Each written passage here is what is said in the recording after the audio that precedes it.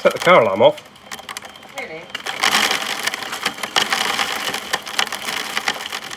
Welcome to spring in the UK. It hailed so hard this morning it set the car alarm off on the Audi A6. Love it. Hello and welcome back to Automotive Tales. It's April and much like the weather, everything in the Automotive Tales fleet is broken.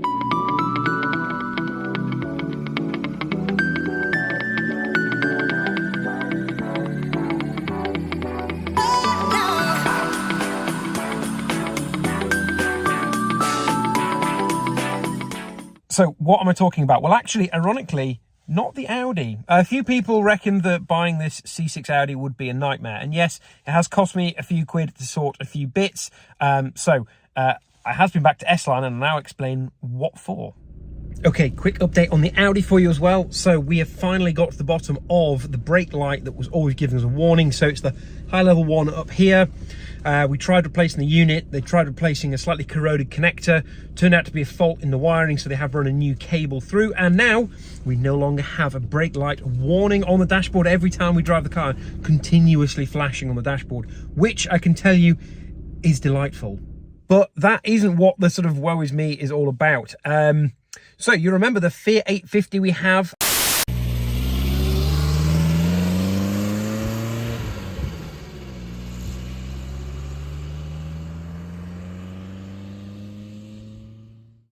Well, that has been in storage alongside the Bentley we also have, which you might also know about. So here we are in the Bentley Turbo R. We've just picked it up from storage and we've come for a drink at Cafe in a Machine, which you can't see out of the window, and there's a good reason for that. The bonnet's not just to show people the massive, great big 6.75 litre turbocharged engine. It's to try and diagnose why we've got no charging. So we got about a mile away from Cafe in a Machine on our first drive for ages in the car. And as soon as we got past 3,000 revs, we got a dashboard full of lights.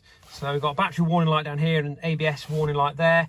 And we have handily a nice little voltage meter here, which had dropped right off the left-hand side to sort of 11.5 volts, which tells me one thing: the alternator is not working. So on inspection, the alternator belt has decided it didn't really want to stay on the pulley. Luckily, a very nice chap called Karim from the storage place has put his tools in the car and is on the way to save the day.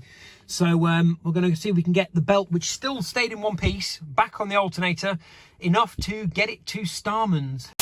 It's been 2 years since I've used either of these vehicles, so it's now time to bring them home to HQ 2.0. And the first problem is, it turns out they haven't been billing me for the storage of the Fiat, only for the Bentley, which makes the Bentley storage very expensive. It is temperature and moisture controlled and everything because it is a precious car. But yeah, so that hurts. So we've got 2 years worth of storage to pay on the Fiat before that can come home. Then I've got to get that moved home because it's been sat, so it's currently not taxed and not MOT'd. And the Bentley, well, the Bentley I was going to drive home. The plan was to have the car MOT'd. So Karim, who operates the garage down at Henry's Car Barn, he was going to MOT the car and take it to Gasoline and Juice. So there's an event going on this weekend by a photographer friend, Hamish. I'll put his Instagram thing here. And he wanted to invite lots of cars and bikes so he could take some cool photos. I was going to take the Bentley. Well, Karim was going to take the Bentley and then I was going to drive it home. Except it failed its MOT. So much for April showers. It doesn't rain, it pours, like genuinely pours. So what can possibly be wrong with the Bentley this time? Last time I drove it, we tried to get to Le Mans and we got about 6 miles before we had a failure to proceed.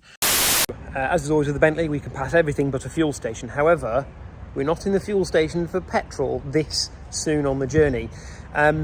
So you'll notice that the boot and the bonnet are both open.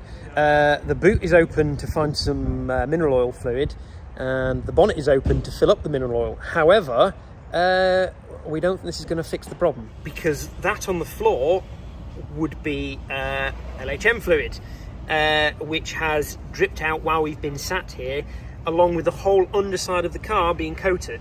It would appear that while we were driving along, when we hit a bump, the excess pressure in the system, which is shared between the suspension and the brakes, has burst a line, which meant not only did the back end of the car go down, like this, we now have a low riding Bentley, but also we have no brakes. So we've pulled over at a safe place to stop. So we are at Birstall Services and we're awaiting recovery. So Le Mans is going well. We've got all of about 8 miles so far. Excellent. However, Starman's have already been in touch, and hopefully if we can get it trailered to Nottingham, they might be able to fix the problem. If it's a simple line that can be remade and replaced, then we should be on our way. If not, the lovely folks at Henry's Car Barn are readying the Rolls Royce so we can jump from one SZ car straight into the other, hopefully, maybe, and still make the ferry for this evening. Fingers crossed. Right, I need to organise a wagon to move this bloody thing. Excellent. So, you join me in the Rolls Royce with Sabine, ignore that. And we're here at Henry's Car Barn. So Karim has once again saved the day. The car is out. We've checked the fluids. We've checked the oil. Put a bit of oil in because she's a bit thirsty on the old oil, is this one. We've got basically no fuel. So the first job, having just filled up the Bentley, is to now go and fill the Rolls. Ouch. Oh, well, anyway, we're going to hit the road. So my lovely sister-in-law has driven me all the way down here, while Chris has stayed with the Bentley, which is, we've learnt, has just been picked up. So Neil's going to take that back to his yard, store it till the morning, and then it's going over to Starman's. And we're hopefully on our way to Portsmouth. Fingers crossed, fingers crossed. What could possibly go wrong? No, don't say that. Touch wood, all will be okay. A nice wooden dashboard. Right, catch you in a bit. Luckily, Dwayne up at Starman's fixed that. It was a relatively easy fix. And the car has been in storage ever since. So how can it have failed its MOT? Well, it appears to have lost a spring. It snapped a spring while it's been sitting in storage. I presume fatigue and age and temperature variance, although the temperature should be fairly steadily controlled. Either that or it was already broken when I got it back there. Who knows? These things can fail sporadically. It also has a leaking brake caliper. Now, that doesn't surprise me a great deal. The car's been sat for 2 years, so things do dry out and perish. So it probably needs a pair of calipers on the front. And if you're going to do calipers, you might as well do pads as well.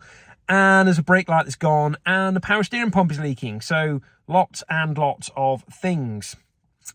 So, yeah. This is going to get a really expensive month, and we've only just paid for the Audi. That was another sort of £1,000 all in to have this fixed up. And the roof has started leaking at HQ 2.0, so that's been fun with the lovely weather we've had. And yeah. So this has been a fun month so far. So I'm going to try and do some little videos over the next couple of weeks as we try and sort all of these things out. And you can watch me slowly become bankrupt. If anyone wants to buy a Porsche 944 or a Rolls-Royce Silver Spirit, because yes, we still have that as well, and that still needs to be put back on the road. Yeah, bleep bloop in the comments below, because yeah. Okay, and a quick update on the workshop. So I've got my 240 volt feed in for the pillar drill there, which has got like a little feed out, which is quite nice. The switches are on here, and hopefully you don't get dizzy, all the way around here by the entrance.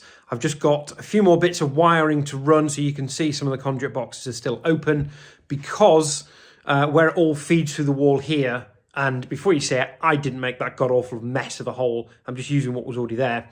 I've run out of a few fittings, so I've run wires through to measure them up. But yeah, you can see the gap.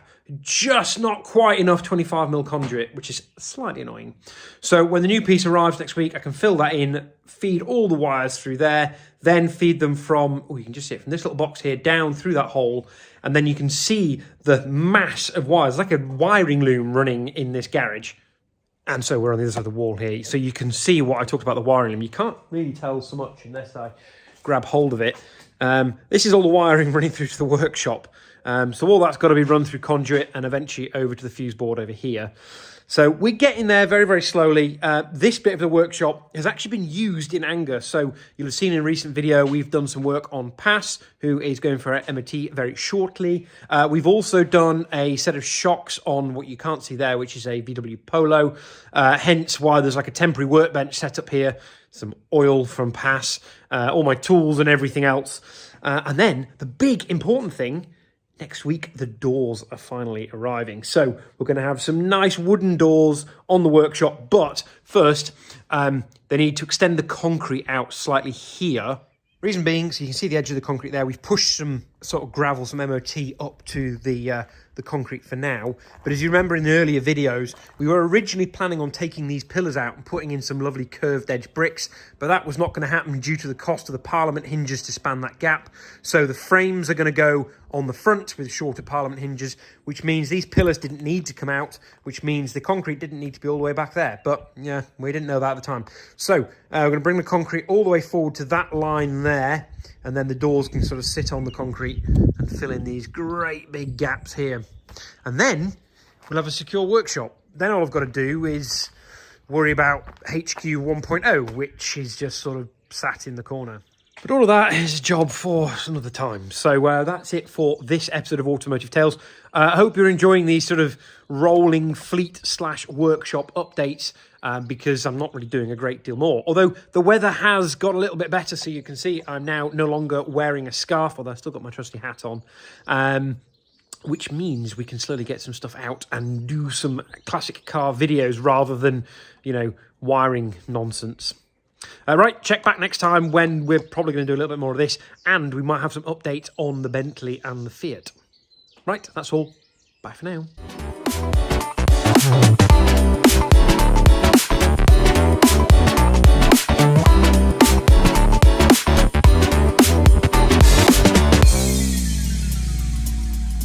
Don't forget to like, comment, share, and subscribe. Thank you for watching.